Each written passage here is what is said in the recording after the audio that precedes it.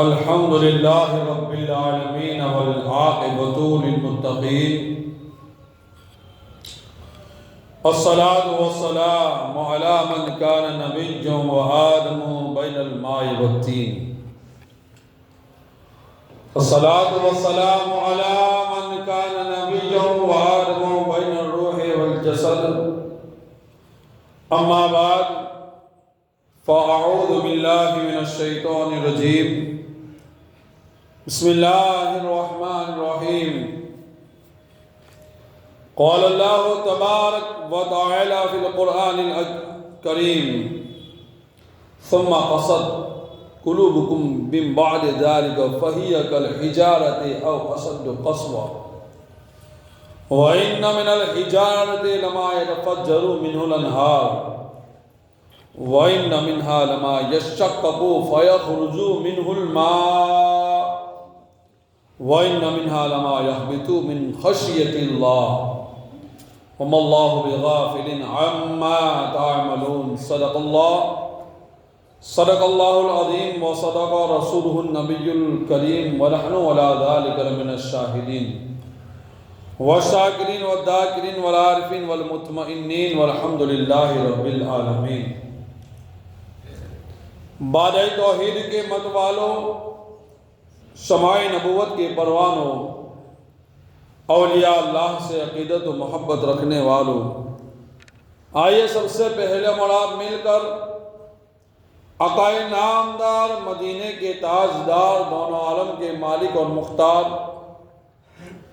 گنبد خضرا میں آرام فرمانے والے آقا، قیامت کے دن ہم گنہگاروں کے سہارا، دائی حلیمہ کے جگر کے پارے، آمینہ کی آنکھوں کے تارے، عبداللہ کے نور نظر، سید الانبیاء، امام الانبیاء، خاتم انبیاء، خاتم المعصومین، جناب احمد مجتبی محمد مصطفیٰ روح فدا صلی اللہ تعالیٰ علیہ وآلہ وسلم کی بارگاہ بے کس پناہ میں اپنی سچی اور اپنی پکی غلامی کا ثبوت پیش کرتے ہوئے ایک مرتبہ باوجہ بلند درود پاک کا نذرانہ عقیدت پیش کرے اور پڑھیں اللہم صلی علی سیدنا مولانا محمد وعلی آل سیدنا مولانا محمد وبارک وسلم صلاۃ و سلام علیک یا رسول اللہ صلی اللہ تعالی علیہ وسلم۔ اللہ تعالیٰ قرآن پاک میں سورہ بقرہ آیت نمبر 74 میں ارشاد فرماتا ہے،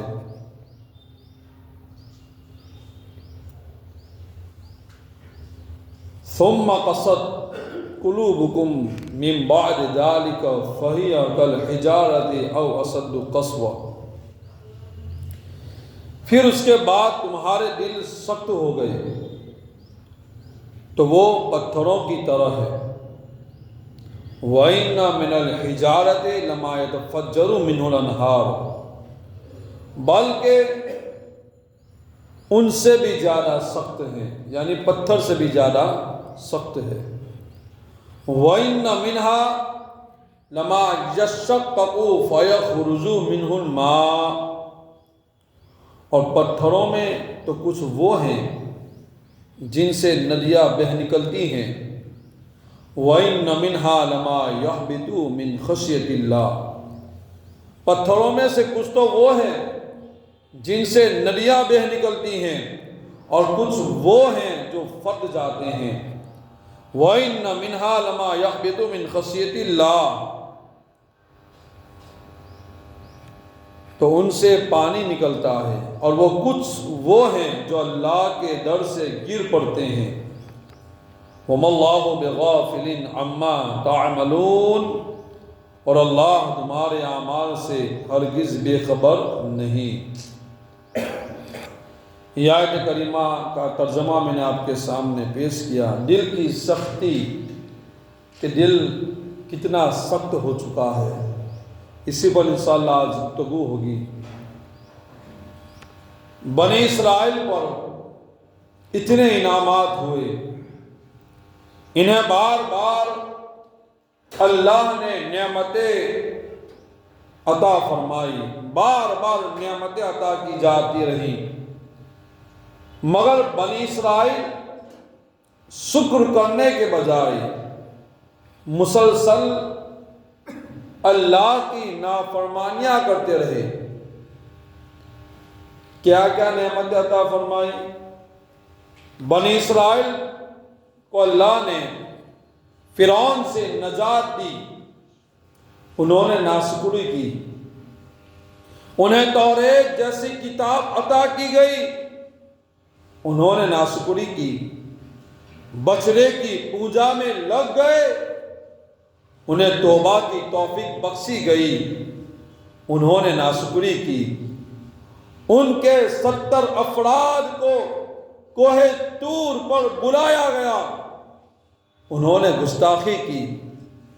انہیں من و سلوہ جو کھانے کا معاملہ ہے وہ بھی آسمان سے اترتا تھا، عطا کیا گیا۔ کھانے کی نعمت اللہ نے آسمان سے پکائی ہوئی نعمت یہ بھی عطا کی گئی، مگر انہوں نے ناشکری کی۔ انہیں قدرت کی نشانیاں دکھائی گئی، مگر انہوں نے بنی اسرائیل نے ناشکری کی، اللہ کی نافرمانیوں میں مصروف رہے، گناہوں سے باز نہ آئے۔ آخر یہ نتیجہ نکلا، رزلٹ یہ نکلا کہ ان کے دل سخت ہو گئے، ان کے دل سخت ہو گئے۔ اور قرآن کہتا ہے کیسے سخت ہو گئے؟ فَهِيَ كَالْحِجَارَةِ، تو وہ پتھروں کی طرح ہے، وہ پتھروں کی طرح ہے۔ یہ انتہائی سختی کی علامت ہے۔ پتھر ایسی چیز ہے جو بہت زیادہ سخت ہوتی ہے، بہت زیادہ سخت ہوتی ہے۔ ویسے سخت تو اور بھی چیزیں ہیں، لوہا بھی سخت ہے، مگر پانی اس کو ٹھنڈا کر دیتا ہے۔ اسی طریقے سے لکڑی بھی سخت ہے، مگر پانی اس کو نرم کر دیتی ہے۔ اسی طریقے سے پلاسٹک بھی سخت ہے، مگر آگ اس کو پگھلا کر راکھ کر دیتی، آگ اس کو پگھلا دیتی ہے۔ پتھر ایسی چیز ہے جو پانی سے نہیں پگھلتا ہے، پانی سے نہیں گلتا ہے۔ پتھر ایسی چیز ہے جو دھوپ سے بھی نہیں گلتا ہے۔ پتھر ایسی چیز ہے جو کسی چیز سے نرم نہیں ہوتا ہے، بلکہ اس کو توڑا جاتا ہے، ہتھوڑے سے اس کو توڑا جاتا ہے، اس کا باریک برا داغ کیا جاتا ہے، نرم نہیں کیا جا سکتا۔ اسی طرح بنی اسرائیل کو گناہوں کی سزا ملی، ان کی نافرمانیوں کی نحوست یہ ہوئی کہ ان کے دل پتھر کی طرح سخت ہو گئے، ان کے دل پتھر کی طرح سخت ہو گئے، یعنی ایسے بن گئے اب کسی طرح نرم نہیں ہو سکتے، کسی بھی طرح نرم نہیں ہو سکتے۔ آج ہمارا بھی تو یہی حال ہے، ہم گناہ کر کے ہمارے دل کو کتنا سخت کر لیا ہے۔ فَهِيَ كَالْحِجَارَةِ، ہمارا دل بھی آج پتھر کی طرح بن چکا ہے۔ اللہ کی اتنی نعمتیں کھا رہے ہیں، اللہ کی اتنی نعمتیں پی رہے ہیں، اللہ کی دی ہوئی نعمتوں کو استعمال کر کے ہم سب روز گزار رہے ہیں۔ ہم اللہ کی نافرمانیاں کر کے ہمارے دل کو ہم نے سخت بنا لیا، ہمارے دل کو ہم نے مضبوط بنا لیا، ہمارے دل کو ہم نے پتھر کی طرح بنا لیا۔ اب اس دل کے اوپر کوئی حادثہ بھی اثر نہیں کرتا ہے، اب اس دل کے اوپر کوئی گناہ کے کام کرنے میں آر محسوس نہیں ہوتی ہے، اب اس دل کے اوپر ہمیں کوئی دکھ کا ذرہ برابر بھی درد نہیں ہوتا ہے، اب اس دل کے اوپر ہمیں کوئی احساس نہیں ہوتا ہے۔ وہ بنی اسرائیل جن کو نعمتیں اللہ نے دی اور انہوں نے اللہ کی نعمتوں کو استعمال کیا، اللہ کی نعمتوں کو استعمال کرنے کے بعد ان کا شکر ادا نہیں کیا، بلکہ نافرمانی کرتے رہے، اللہ کے احکام کی نافرمانی کرتے رہے، ناشکری کرتے رہے، گناہ پر گناہ کرتے رہے۔ قرآن کہتا ہے ان کا دل پتھر کی طرح ہو گیا، ان کا دل پتھر کی طرح ہو گیا۔ آج ہمارا بھی یہی حال ہے، ہم نمازوں پر نمازیں قضا کر رہے ہیں، ہم گناہوں پر گناہیں کر رہے ہیں، بے حیائی کا عام دورہ ہے، ہر طرف دیکھو تو بے حیائی نظر آتی ہے، لڑکیاں، نوجوان لڑکیاں آج ڈسکو کرتے ہوئے نظر آتی ہے، نوجوان لڑکے آج نکاح کے موقع پر ڈسکو کرتے ہوئے نظر آتے ہیں، آج عام راستوں پر لوگ گالی بول رہے ہیں، لوگ لڑائی جھگڑا کر رہے ہیں، نہ جانے کون سا عیب ہے جو آج ہمارے اندر نہیں پایا جاتا ہے۔ گناہ کرنے کی وجہ سے ہم کتنے بے فکر ہو چکے ہیں، ہمارا دل کتنا پتھر ہو چکا ہے، فَهِيَ كَالْحِجَارَةِ، ہمارا دل پتھر کی طرح ہو چکا ہے، اور أَشَدُّ قَسْوَةً، بلکہ ان سے بھی زیادہ سخت ہے، ہمارا دل پتھر سے بھی زیادہ سخت ہے۔ آپ کہیں گے پتھر سے بھی زیادہ کوئی سخت چیز ہو سکتی ہے؟ ہاں، نہیں ہو سکتی ہے، مگر آؤ قرآن سے ہی بات بتاؤں گا، قرآن سے ہٹوں گا نہیں، قرآن سے بات بتاؤں گا کہ پتھر بھی کیسا خوف رکھتے ہیں، اور پتھر کے معاملات بھی کیا ہے، ذرا سنو، ان کے دل پتھر سے بھی زیادہ سخت ہو گئے۔ اب بھلا پتھر سے بھی زیادہ سختی کیا ہو سکتی ہے؟ قرآن کہتا ہے وَإِنَّ مِنَ الْحِجَارَةِ لَمَا يَتَفَجَّرُ مِنْهُ الْأَنْهَارُ، پتھروں میں سے وہ کچھ وہ ہے جن سے ندیاں بہہ نکلتی ہے، یعنی پتھر تو سخت ہے مگر کچھ پتھر ایسے بھی ہے جن سے ندیاں بہہ نکلتی ہے، یعنی یہ سختی تھی، سخت ہے مگر پھر بھی ان سے ندیاں بہہ نکلتی ہے۔ اور قرآن کہتا ہے وَإِنَّ مِنْهَا لَمَا يَشَّقَّقُ فَيَخْرُجُ مِنْهُ الْمَاءُ، اور کچھ وہ ہے جب پھٹ جاتے ہیں تو ان سے پانی نکلتا ہے، یعنی پتھر سے بھی پانی نکلتا ہے۔ وَإِنَّ مِنْهَا لَمَا يَحْبِطُ مِنْ خَشْيَةِ اللَّهِ وَمَا اللَّهُ بِغَافِلٍ عَمَّا تَعْمَلُونَ، اور کچھ پتھر تو وہ ہے جو اللہ سے ڈرتے ہیں اور گر پڑتے ہیں۔ وَمَا اللَّهُ بِغَافِلٍ عَمَّا تَعْمَلُونَ، اور اللہ تمہارے اعمال سے ہرگز بے خبر نہیں، یعنی پتھر سبھی سخت نہیں ہیں، بلکہ پتھروں میں سے ندیاں بھی بہہ نکلتی ہے، پتھروں سے جھرنے بھی بہہ نکلتے ہیں، اور کچھ پتھر وہ ہے جو اللہ کے خوف سے روتے ہیں اور گر پڑتے ہیں۔ حضرات محترم، ہمارا دل کا جائزہ لے، ہمارا دل کیا ایسا ہے؟ ہمارے دل سے کبھی آنسو نکلے؟ ہمارے دل سے کبھی آنسو کی ندیاں بہہ نکلی؟ ہمارے دل اللہ کے خوف سے روئے؟ یقیناً آپ کہیں گے ہمارا دل اتنا مضبوط، اتنا سخت ہو چکا ہے، گناہ کر کے اتنا سخت ہو چکا ہے، آنکھوں سے آنسو نہیں نکلتے ہیں، اللہ کا خوف ہمارے اندر نہیں ہے۔ اس لیے اگر قرآن پاک کی یہ بات آپ کے سمجھ میں آ رہی ہے تو اپنے دل کو نرم کرنے کی کوشش کرو، اپنے دل کو نرم کرنے کی کوشش کرو، اس میں اللہ کا خوف پیدا کرو۔ پتھر چاہے کتنے ہی سخت ہو، اللہ کے نافرمان نہیں ہوتے، یہ بھی پھوٹ پڑتے ہیں، ان سے چشمے جاری ہو جاتے ہیں، خوف خدا کے سبب بڑے بڑے پہاڑ، بڑی بڑی چٹانیں لڑک جاتی ہے، گر جاتی ہے، اور مگر یہ گنہگاروں کے دل ہے اتنے سخت ہو گئے،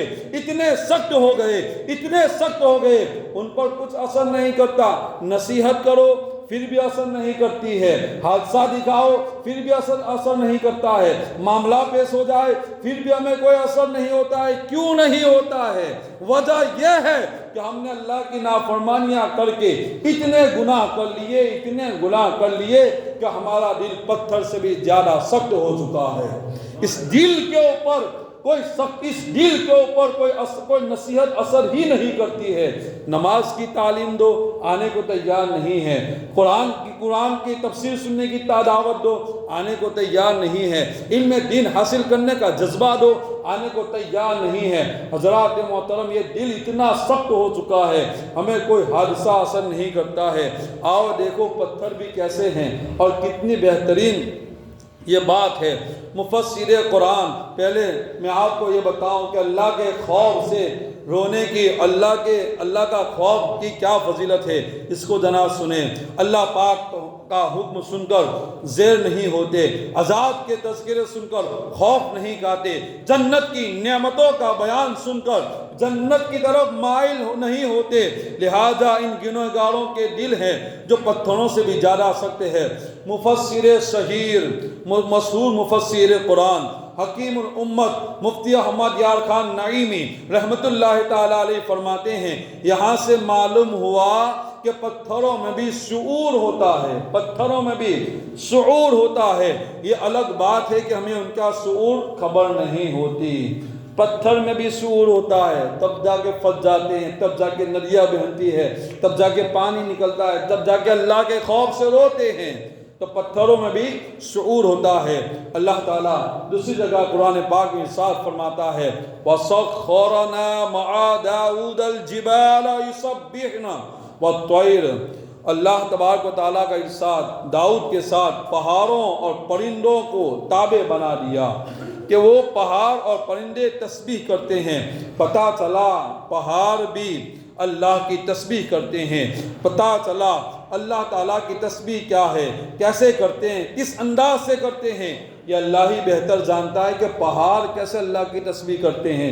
یسبح للہ ما فی السماوات و ما فی الارض، زمین و آسمان میں جو کچھ بھی ہے وہ اللہ کی تسبیح بیان کرتی ہے، اللہ کا ذکر کرتی ہے، اور کیسے کرتی ہے، کس انداز سے کرتی ہے، وہ اللہ ہی بہتر جانے۔ حضرات محترم، اسی طرح ابو جہل کے ہاتھ میں کنکریوں نے کلمہ پڑھا، جو ابو جہل نے بھی سنا۔ مکہ پاک کے بعض خوش نصیب پتھر رسول جیسان محمد رسول اللہ صلی اللہ علیہ وسلم کی خدمت میں سلام بھی پیش کیا کرتے تھے۔ احد پہاڑ سے بھی متعلق ارشاد ہے احد جبل یحبنا ونحبہ، احد پہاڑ ہم سے محبت کرتا ہے اور ہم اس سے محبت فرماتے ہیں۔ یہ اللہ کے نبی کا ارشاد ہے۔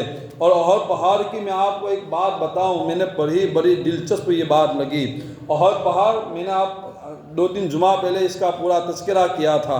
پہاڑ، احد پہاڑ کے اندر کیا چیزیں سنو، فَإِذَا جِئْتُمُوهُ، جب تم احد پہاڑ کے پاس آؤ، فَقُلُوا مِن شَجَرِهِ، اس پر اگنے والے درخت کے پتے بطور تبرک کھایا کرو، بطور تبرک کھایا کرو۔ مدینہ پاک جاؤ، اللہ آپ سبھی کو لے جائے، مدینہ پاک جاؤ اور احد پہاڑ کی جب تمہیں زیارت ہو تو اس کے قریب جاؤ، اس کے اوپر اگنے والی گھاس ہو، پتے ہو، کچھ کھا لیا کرو، کچھ کھا لیا کرو تبرک کے طور پر۔ اللہ کے نبی کا ارشاد ہے درخت کے پتوں کو بطور تبرک کھا لیا کرو۔ وَلَوْ مِنْ عَضَائِهِ، اگرچہ احد پہاڑ پر اگنے والے درخت کے صرف کانٹے ہی ملے، یعنی پہاڑ پر، احد پہاڑ پر اگر سے کانٹے ہی مل جائے، اس کانٹے کو بھی چبا لو تبرک کے طور پر۔ اللہ کے نبی فرماتے ہیں، علامہ مناوی رحمت اللہ تعالیٰ علیہ فرماتے ہیں کانٹے چبانے کی چیز نہیں، کانٹے چبانے کی چیز آپ جانتے، آپ سمجھ سکتے ہیں کہ کانٹا اگر ہم چبائیں گے تو یقیناً تکلیف دے گا، انہیں چبانے کے لیے بہت مشقت اٹھانی پڑے گی۔ فرمان مصطفیٰ صلی اللہ علیہ وسلم کا مطلب یہ ہے کہ احد پہاڑ جو بابرکت ہے، اس سے نسبت رکھنے والے درختوں سے برکت اگر آسانی نہ لے سکو تو مشقت یعنی تکلیف اٹھا کر بھی احد پہاڑ کی برکتیں حاصل کرو، تکلیف اٹھا کر بھی احد پہاڑ کی برکتیں حاصل کرو۔ تو اللہ کا خوف دل میں پیدا کرو، اللہ کا ڈر۔ ایک واقعہ میں آپ کو سناؤں کہ پتھر بھی اللہ کے خوف سے روتے ہیں اور کیا تمنا رکھتے ہیں، ذرا سنو دھیان سے۔ ہمارے اعمال تو ایسے نہیں ہیں کہ ہم جنت میں جائیں، یقیناً اللہ کی رحمت پر بھروسہ ہے، نبی کی شفاعت پر بھروسہ ہے، مگر اس پتھر کی درد بڑی بات کو سنو، دل کو ہلکا کرو، دل کو، دل بہت مضبوط ہو چکا ہے گناہ کر کے، کالا ہو چکا ہے۔ حدیث پاک میں ہے جب بندہ ایک گناہ کرتا ہے تو ایک چھوٹا سا داغ اس کے دل پر لگ جاتا ہے، کالا داغ، دوسرا گناہ کرتا ہے، تیسرا گناہ کرتا ہے، چوتھا گناہ کرتا ہے، گناہ پر گناہ کرتے رہتا ہے، پورا دل کالا ہو جاتا ہے، پورا دل کالا ہو جاتا ہے۔ اس لیے ہمارے دلوں کے اوپر نصیحت اثر نہیں کرتی ہے، اس لیے واقعات کو تو سنتے ہیں مگر دل کے اوپر اس کا کوئی حادثہ، کوئی اثر ہم پر نہیں ہوتا ہے۔ روزانہ جنازے اٹھاتے ہیں مگر موت کی ہمیں فکر نہیں ہے، قبر میں بھی اپنے ہاتھوں سے میت کو رکھتے ہیں، کفن دیتے ہیں، سب کچھ کرتے ہیں، مگر پھر بھی ہمارے دل پر اس کا کوئی اثر نہیں ہوتا ہے۔ خیر اللہ سب کو ہدایت دے، اللہ سب کے دل کو موم بنائے، دلوں کے اندر خوف خدا پیدا کرو۔ گناہ پر گناہ آج لوگ کر رہے ہیں، نہ فکر ہے آخرت کی، نہ قبر کی فکر ہے، مسجد ویران ہے، مسجدوں میں نمازی نہیں ہے۔ اللہ اکبر۔ غریب نواز رحمۃ اللہ تعالیٰ علیہ دوسری کتاب کے اندر لکھا ہے کہ ایک جگہ پر آپ گئے اور وہاں پر مسجد بند تھی، آپ نے خود جا کر اذان دی۔ کیا دیا؟ اذان دی، اور اذان دینے کے بعد آپ نے 2-3 بوڑھے وہاں پر آ گئے، نماز مغرب ادا کی، اور اس کے بعد جب عشاء کا وقت آیا تو غریب نواز رحمۃ اللہ تعالیٰ علیہ نے خود عشاء کی اذان دی اور آپ نے اکیلے نماز پڑھی۔ یہ واقعہ ہے۔ وہاں پر ایک معاملہ تھا، میں اس طرف نہیں جاؤں گا، مگر کہنے کا مطلب یہ ہے کہ اللہ کے ولی، اتنے بڑے ولی جنہوں نے ہندوستان کے اندر 90 لاکھ کو کلمہ پڑھا دیا، ایسی شخصیت بھی ہمیں درس دیتی ہے، ایسی شخصیت۔ بلکہ آپ اجمیر شریف گئے تو آپ نے سب سے پہلے مسجد کو تعمیر فرمایا تھا، مسجد کو بنایا تھا۔ کیا پتا چلا کہ نماز کے قریب ہو جاؤ، نماز کے قریب ہو جاؤ، نماز کے پاس آ جاؤ، نماز کے قریب آ جاؤ۔ اور آج ہماری حالت یہ ہے کہ ہم نیاز کے قریب جا رہے ہیں، نماز کو چھوڑ کر۔ ایسا نہیں ہونا چاہیے، نیاز بھی کھانا چاہیے، سب سے پہلے نماز پڑھنی چاہیے۔ اللہ ہمیں ان باتوں کی توفیق دے۔ باتیں بہت سی کہنی ہے مگر وقت میں گنجائش نہیں ہے۔ امام ابو قاسم قصیری رحمۃ اللہ تعالیٰ علیہ سیرت النبلا کے بہت بڑے مفسر ہے آپ نے یہ واقعہ لکھا ہے، دھیان سے سنیں۔ اللہ کے ایک نبی علیہ السلام کہیں سے گزر رہے تھے، میں ایک پتھر کی داستان سنا رہا ہوں، دھیان سے سنیں۔ آپ نے راستے میں ایک چھوٹا سا پتھر دیکھا، ایک چھوٹا سا پتھر دیکھا، چھوٹا سا پہاڑ نہیں دیکھا، کیا دیکھا؟ پتھر دیکھا۔ اس میں مسلسل پانی نکل رہا تھا، چھوٹا سا پتھر اور پانی نکل رہا تھا۔ بڑے پہاڑ میں سے چشمہ جاری ہونا تو معلوم کی بات ہے، مگر چھوٹے سے پتھر سے پانی نکلنا اور مسلسل نکلتے رہنا، یہ حیرانی کی بات ہے، تعجب والی بات ہے کہ چھوٹا سا پتھر اور اس میں پانی نکل رہا ہے۔ یہ حیران کن بات ہے، تعجب میں ڈالنے والی یہ بات ہے، یہ کیسے ہو سکتا ہے؟ اللہ پاک کے نبی علیہ السلام کو پتھر سے پانی نکلتا دیکھ کر تعجب ہوا، تو اللہ پاک نے اس پتھر کو بولنے کی طاقت عطا فرمائی کہ پتھر اپنی بات پیش کر، تو کیوں پانی نکال رہا ہے، تیرے اندر سے پانی کیوں نکل رہا ہے؟ تو پتھر نے عرض کیا، اے اللہ کے نبی علیہ السلام، جب سے مجھے معلوم ہوا ہے کہ جہنم کا ایندھن آدمی اور پتھر ہے، قرآن پاک میں ہے اعدت للکافرین وقودها الناس والحجارہ، کہ لوگ اور پتھر یہ جہنم کا ایندھن ہوں گے۔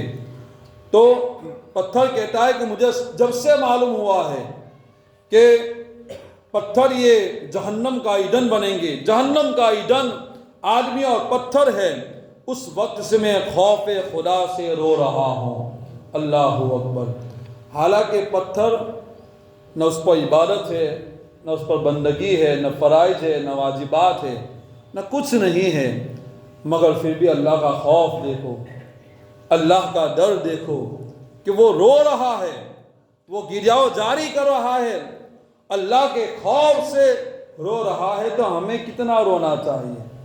ہمارے تو فجر چلی جاتی ہے، ہفتے بھر کی نماز چلی جاتی ہے، ماتھے کے اوپر سکن بھی نہیں آتا ہے، پیشانی ہماری پر سکن نہیں آتا ہے۔ نوجوان ہتے کتے مسلمان تندرست کھا پی کر ہم صرف دین گزار رہے ہیں اپنی زندگی کے اور کما رہے ہیں، اللہ کی نافرمانی ہم کر رہے ہیں۔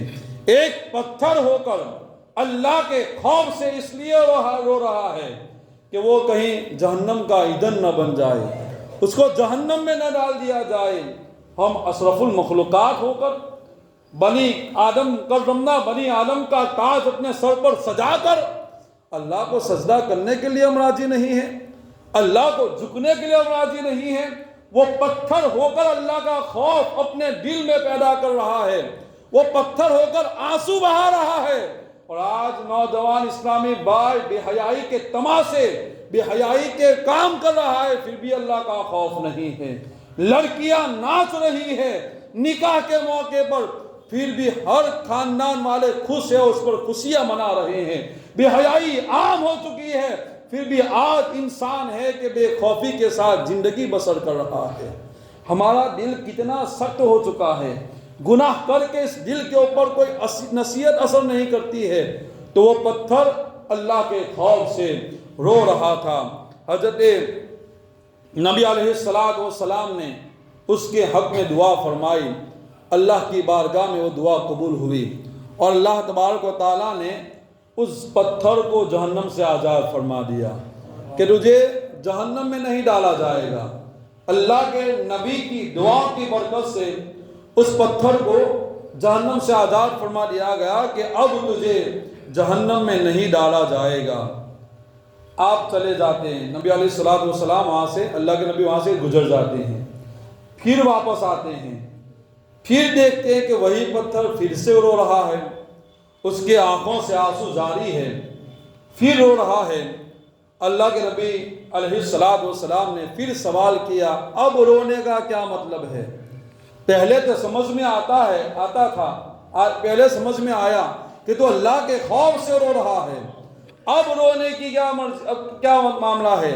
اب کیوں تو رو رہا ہے؟ اب کیوں آنسو بہا رہا ہے؟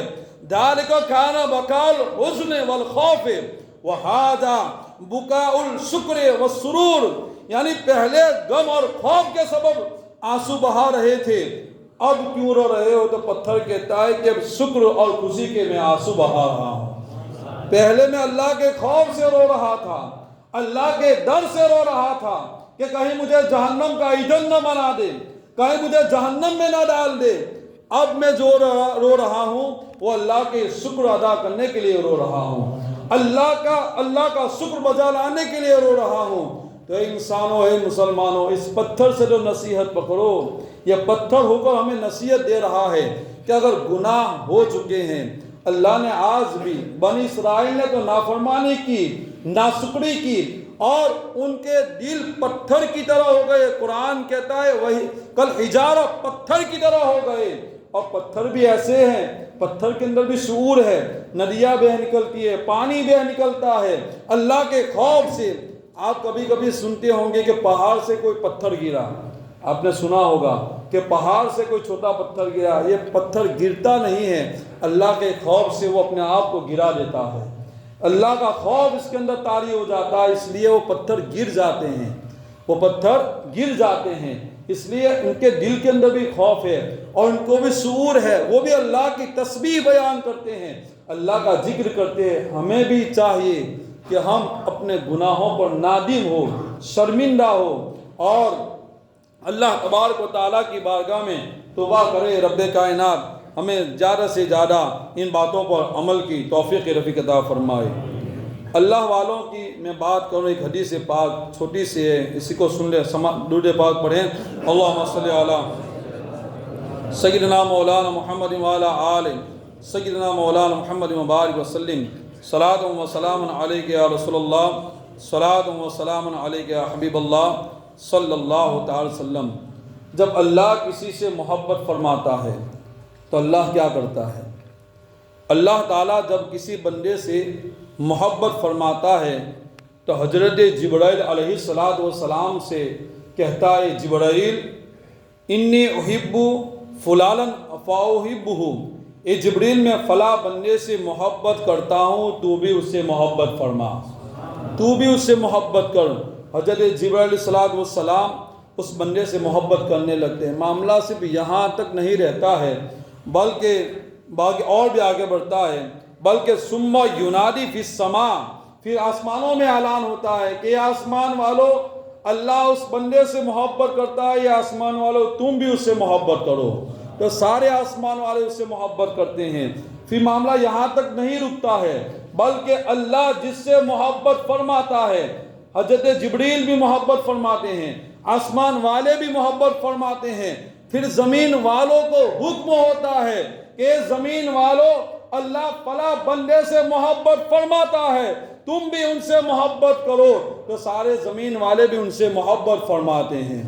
سارے زمین والے آج مزاروں پر جو بھیڑ لگی ہے، آج بدعت، شرک، نہ جانے کیسے کیسے فتوے جاڑے جاتے ہیں، پھر بھی ان کو کوئی روکنے والا نہیں ہے۔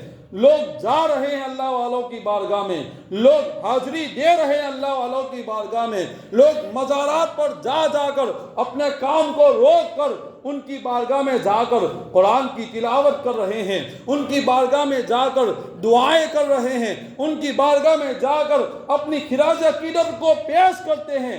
وجہ کیا ہے؟ حدیث کے مطابق یہ ہے کہ اللہ تبارک و تعالیٰ نے سارے دلوں کے اندر محبت کو پیدا فرما دیا ہے۔